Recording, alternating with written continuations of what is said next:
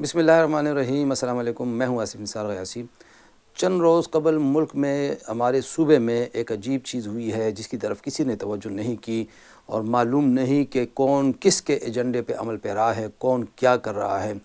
خیبر پختونخوا اس ملک کا سب سے چھوٹا صوبہ ہے، اب رقبے کے لحاظ سے، آبادی کے لحاظ سے تیسرے نمبر پہ ہے۔ رقبے کے لحاظ سے یہ سب سے چھوٹا صوبہ ہے اور آج اسی چھوٹے صوبے کو، سب سے چھوٹے صوبے کو 2 حصوں میں 3 حصوں میں تقسیم کرنے کے لیے عمل درآمد کا آغاز ہو چکا ہے اور اس کے لیے پاکستان تحریک انصاف نے اپنا کندھا پیش کر دیا ہے اور غالباً پاکستان تحریک انصاف کو پتہ ہی نہیں کہ اس کے ہاتھوں کیا ہو گیا ہے۔ یہ پیر کا دن تھا، صوبائی اسمبلی کا اجلاس ہو رہا تھا، اچانک اس میں قرارداد پیش ہوتی ہے۔ پاکستان تحریک انصاف کے سابق صوبائی وزیر نذیر عباسی صاحب جو ایبٹ آباد سے MP ہیں، وہ قرارداد پیش کرتے ہیں جس میں صوبہ ہزارہ بنانے کا مطالبہ کیا جاتا ہے اور حیرت اس بات پہ ہے کہ یہ قرارداد خیبر پختونخوا اسمبلی میں متفقہ طور پر منظور بھی ہو گئی، یعنی یہاں اس کی کسی بھی سیاسی جماعت نے مخالفت نہیں کی۔ ایوان میں پاکستان تحریک انصاف کے علاوہ مسلم لیگ نون، عوامی نیشنل پارٹی، پاکستان پیپلز پارٹی، جمعیت علماء اسلام کے اراکین موجود ہیں۔ لیکن حیرت سب سے زیادہ اس بات پہ ہے کہ ایک تو پاکستان تحریک انصاف نے نون لیگ کے اس ایجنڈے کو آگے بڑھانے کی کوشش کی ہے صوبہ ہزارہ کے قیام کے لیے، اور اس سے بھی زیادہ حیرت انگیز امر یہ ہے کہ اس قرارداد کے پیش کرنے کے بعد اس پہ بحث تک نہیں ہوئی۔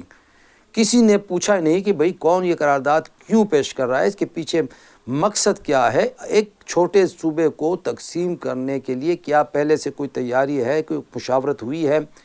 اور یونانیمسلی قرارداد پاس ہوتی ہے؟ پاکستان تحریک انصاف کو اس بات کا جواب دینا ہوگا اس کے ممبران صوبائی اسمبلی کو، خاص طور پر ان ممبران صوبائی اسمبلی کو جن کا تعلق ہزارہ ڈویژن سے نہیں ہے، ملکن ڈویژن سے ہے، جن کا تعلق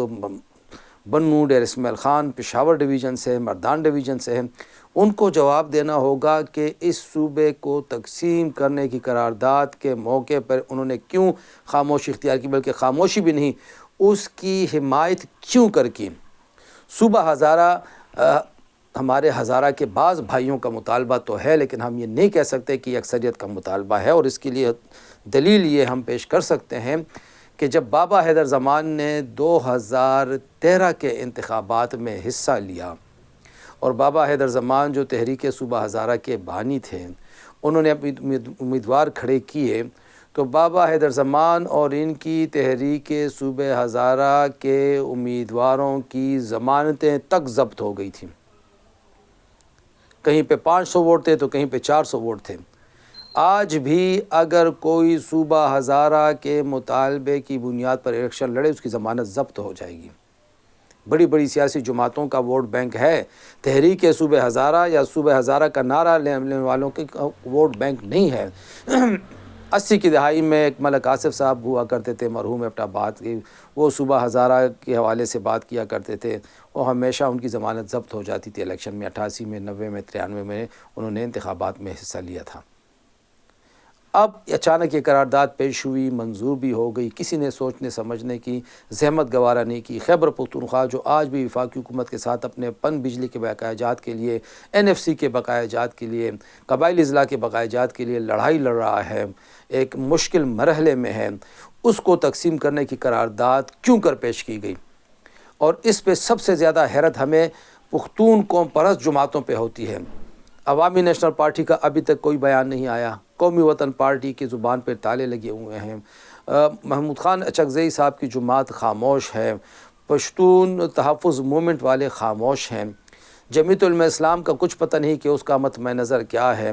پاکستان پیپلز پارٹی بھی گم و گم میں ہے۔ نون لیگ کا یہ مطالبہ رہا ہے ماضی میں، لیکن نون لیگ نے بھی یہ قرارداد پیش نہیں کی اور نہ کبھی انہوں نے کوشش کی۔ 1-2 دفعہ یہاں پہ پیش کرنے کی کوشش کی گئی تھی لیکن کوئی خاص رسپانس نہیں آیا۔ اب پاکستان تحریک انصاف نے اتنے نازک مراحل میں یہ قرارداد پاس کی ہے کہ انہوں نے یہ سوچنے کی زحمت گوارا نہیں کی کہ اب چونکہ صوبائی اسمبلی سے قرارداد آ گئی ہے، اگر کل کلاں کو وفاقی حکومت دونوں ایوانوں کی 2/3 اکثریت سے صوبہ ہزارہ کی منظوری دے دے اور ہزارہ کا علاقہ خیبر پختونخوا سے کٹ جائے تو بہت سارے جو خوبصورت مقامات ہیں وہ تو ایک طرف، یعنی نتیہ گلی گلیات سے لے کے کاغان ناران بابو سر تک یہ تو چلے جائیں گے، ساتھ میں تربیلا ڈیم بھی آپ سے چلا جائے گا، سکھی کناری ڈیم بھی چلا جائے گا، جو ابھی داسو ڈیم بن رہا ہے وہ بھی چلا جائے گا، دیامر بھاشا ڈیم ہے وہ بھی آپ سے چلا جائے گا۔ آپ کے پاس رہے گا کیا؟ جو آپ بجلی کا اتنا اپنے اوپر آپ نے لیبل لگایا ہوا ہے، ہمارا تو سب سے زیادہ منافع بجلی کا تھا، تو اتنے چھوٹے صوبے کو ہزارہ والے ہمارے بھائی ہیں، انہیں